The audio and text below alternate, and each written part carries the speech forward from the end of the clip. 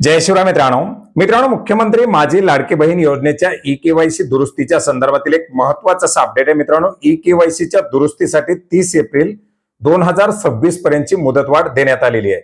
ज्या लाडक्या बहिणींची केवायसी करत असताना केवायसी चुकल्यामुळे हप्ते येणं बंद झालं होतं, अशा महिला लाभार्थ्यांना आपल्या केवायसी मध्ये दुरुस्ती करण्यासाठी 30 एप्रिल 2026 पर्यंतची मुदतवाढ देण्यात आलेली आहे। मित्रांनो, साधारणपणे या योजनेच्या अंतर्गत 71 लाखापेक्षा जास्त महिला लाभार्थी या ई-केवायसी न केल्यामुळे आणि एक केवायसी मध्ये दुरुस्ती असल्यामुळे किंवा ई-केवायसी चुकल्यामुळे या योजनेच्या हप्त्यापासून वंचित आहेत। याच्यामध्ये मोठ्या प्रमाणात आपण जर पाहिलं तर महिला लाभार्थ्यांची ई-केवायसी झालेली नाही, परंतु बऱ्याच साऱ्या महिला लाभार्थी अशा देखील आहेत की ज्यांची केवायसी झालेली आहे परंतु त्याच्यामध्ये काही दुरुस्ती आहे।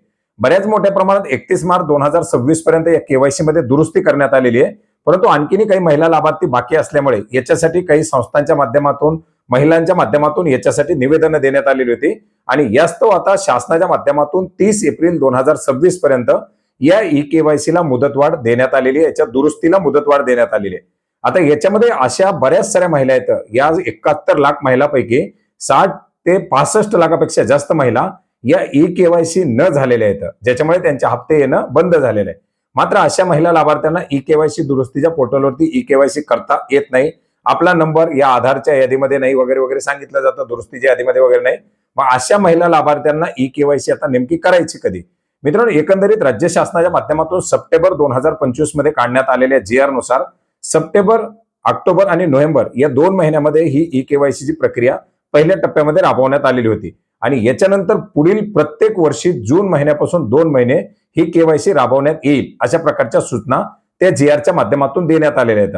अर्थार्थी जून 2026 पासून या नवीन ई-केवायसी ला सुरुवात होणार आहे। आता तोपर्यंत ज्यांची ई-केवायसी झालेली नाही अशा महिला लाभार्थ्यांना काहीही करता येणार नाही, परंतु ज्यांची ई-केवायसी झालेली आहे आणि त्यांची दुरुस्ती असेल तर ती दुरुस्ती मात्र आता 30 एप्रिल 2026 पर्यंत करता येणार आहे। तर मित्रांनो, अशा प्रकारे ही ई-केवायसीच्या संदर्भातील एक महत्त्वाचं असं अपडेट होतं।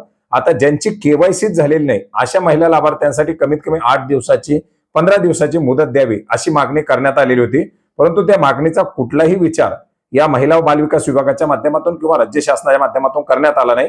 जर समजा त्याच्यामध्ये आणखीन काही विचार केला गेला किंवा त्याच्यामध्ये काही बदल करण्यात आला किंवा त्याच्या संदर्भातील जर काही नवीन अपडेट आलं तर ते नवीन अपडेट सुद्धा आपण नक्की जाणून घेण्याचा प्रयत्न करूया। तुर्तास जर आपल्या ई-केवायसी मध्ये दुरुस्ती असेल तर दुरुस्ती करून घेण्याचा प्रयत्न करा। दुरुस्ती कशी करायची याच्याबद्दल आपण यापूर्वीच व्हिडिओ बनवलेला आहे, तो व्हिडिओ वरती तुम्ही सजेशन मध्ये पाहू शकता। डिस्क्रिप्शन बॉक्स मध्ये सुद्धा त्याची लिंक देण्यात आलेली आहे। भेटूयात नवीन माहितीसह नवीन अपडेटसह।